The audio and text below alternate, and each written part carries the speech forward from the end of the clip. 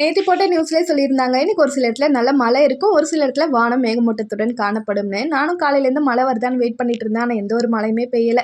Climate மட்டும் நல்லா ஜில்லுன்னே இருந்துச்சு. காலையில பால் காய்ச்சும்போது நல்லா பொங்க விட்டுட்டேன். கீழ உள்ள தோசைக்கல் வரைக்குமே நல்லா பாலாயிடுச்சு.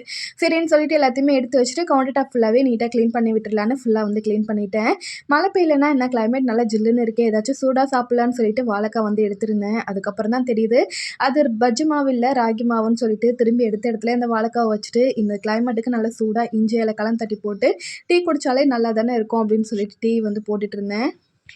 அதுவும் வீட்டுக்குள்ளே இருந்தாலும் பார்த்தீங்கன்னா, நல்லா ஜில்லுன்னு தான் இருக்குது. சரி வெளியில வேற அனல்ல நல்லா சுடு தண்ணி போட்டிருந்தேன்னா, அங்கே போய் உட்காந்து ரிலாக்ஸ்டா குடிக்கலான்னு இந்த டீயை தூக்கிட்டு அங்கே எடுத்துகிட்டு போயாச்சு. ரிலாக்ஸ்டா பொறுமையா உட்காந்து இந்த டீயை குடிச்சிட்டு, நைட்டு டின்னருக்கு சப்பாத்தி தான் போட போகிறேன். ஸோ மாவையுமே இப்போயே பிசைஞ்சு வச்சிடலான்னு அந்த வேலையை தான் பார்த்துட்டு இருந்தேன். எப்போதுமே வெளியில் உட்காந்து தான் பிசைவேன். என் பையன் எப்போவுமே மாவு வேணும்னு கேட்கறதுனால சரி உள்ளாரே நின்று பிசையலான்னு பார்த்தேன். பட் அவனுமே வந்துட்டான். அவனுக்கு ஒரு வாய் மட்டும் எடுத்து கொடுத்துட்டு அதுக்கப்புறமா தெருவை பெருக்க போயிட்டேன். நிறைய பேர் என்னோட கோலத்தை பற்றி கேட்டீங்க. நீங்கள் எப்படி கோலம் போடுவீங்க காமிங்கன்னு சொல்லிட்டு. நான் பெரிய கோலம் போடுற ஆள்லாம் கிடையாது. இந்த ஸ்டார் கோலத்தே வாரத்துக்கு 3 வாட்டி போடுவேனான்னு பார்த்துக்கோங்க. ஸோ அந்த அளவுக்கு தான் என்னோட கோலத்தோட இது இருக்கும். ஸோ பெருசாக கோலம் போடுற ஆள்லாம் நான் கிடையாது. வீடியோ பிடிச்சிருந்தா கண்டிப்பாக லைக் பண்ணிவிட்டு சப்ஸ்கிரைப் பண்ணிக்கோங்க. நெக்ஸ்ட் வீடியோவில் பார்க்கலாம். பாய்.